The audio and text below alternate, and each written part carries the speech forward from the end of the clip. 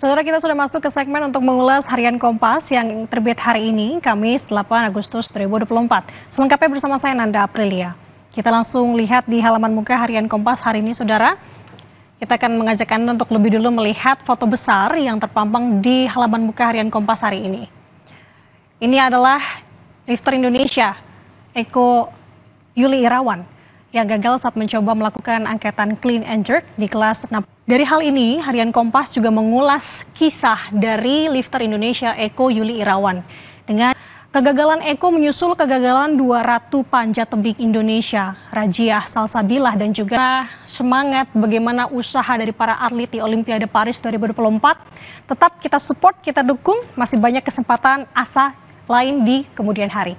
Dari Olimpiade Paris, dari olahraga, kita bergeser ke sebelah kiri di halaman muka Harian Kompas yang membahas terkait dengan situasi panas yang berada di Timur Tengah. Arah baru Hamas di bawah Yahya Sinwar. Tepat sepekan setelah terbunuhnya Kepala Biro Politik Ismail Haniyeh, kelompok Hamas memutuskan untuk mengangkat Yahya Sinwar sebagai penggantinya. Haniyeh dibunuh dalam serangan rudal yang diduga didalangi oleh Israel pada tanggal 31 Juli kemarin saat Ismail Haniyeh sedang menghadiri pelantikan Presiden Iran Masoud Pezeshkian. Pembunuhan Haniyeh ini berlangsung di tengah upaya sejumlah pihak untuk mewujudkan gencatan senjata di Gaza. Insiden pembunuhan itu membuat ruang konfrontasi makin terbuka. Tak hanya antara Israel dan Hamas saja, tetapi juga dengan entitas lebih besar, khususnya untuk poros perlawanan dan Iran. Dari halaman 15 kita akan bergeser ke halaman 15, maksud kami dari halaman utama. Ini juga membahas sorotan yang dimana kemarin tepatnya Presiden Joko Widodo ini meresmikan sebuah pabrik bahan baterai litium yang berada di Jawa Tengah.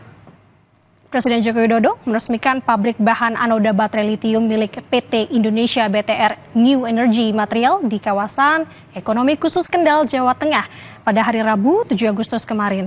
Pabrik yang segera memulai pembangunan fase kedua itu diproyeksikan untuk menjadikan Indonesia sebagai produsen anoda baterai litium terbesar kedua di dunia. Dalam acara itu, Presiden Jokowi didampingi sejumlah menteri, seperti Menteri Koordinator Bidang Kemaritiman dan Investasi Luhut Binsar Panjaitan, Menteri Koordinator Bidang Perekonomian Erlangga Hartarto, Menteri Investasi Kepala Badan Koordinasi Penanaman Modal Bahlil Lahadalia, Menteri Ketenagakerjaan Ida Fauzia, serta Menteri Energi dan Sumber Daya Mineral Arifin Tasrif.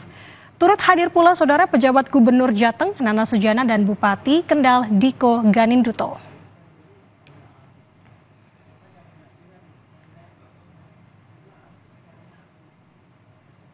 Dan untuk lebih lengkapnya Anda bisa membacanya di Harian Kompas yang terbit hari ini atau bisa mengaksesnya melalui kompas.id.